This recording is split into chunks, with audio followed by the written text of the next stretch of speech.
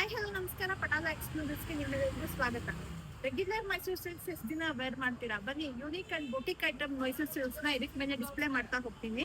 ನೋಡಿ, ಇದೊಂದು high premium quality semi Mysuru silk sorry with printed borders. ಎರಡು ಸೈಡ್ ಬಾರ್ಡರ್ ಇದೆ.